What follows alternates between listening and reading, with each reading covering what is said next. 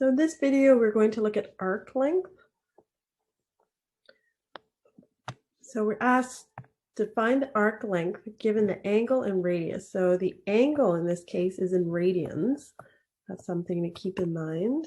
And what's the relationship between arc length, the angle and radius?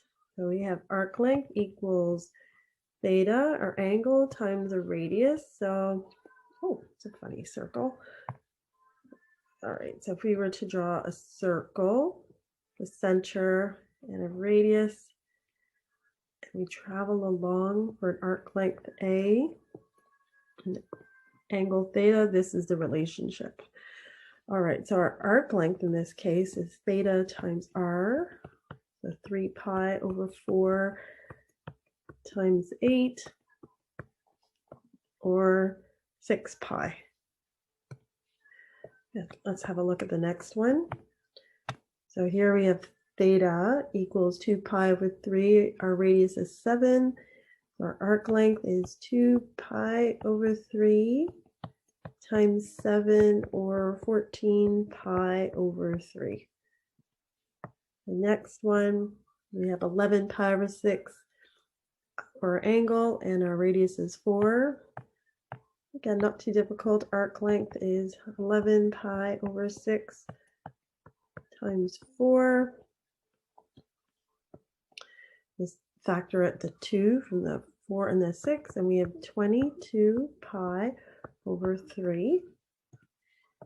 And one more.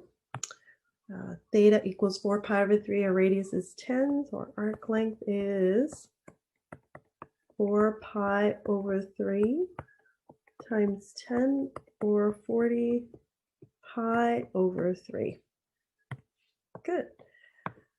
Okay, so here's another question using the formula. Find the radius of the circle given the arc length and angle. Okay, so again, we have this relationship, arc length equals our angle times our radius. So this time we're trying to find the radius of our circle.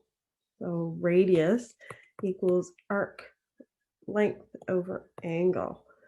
All right, so radius, our arc length is 15 over pi. Our angle is 5 pi over, I think that's 6. And let's simplify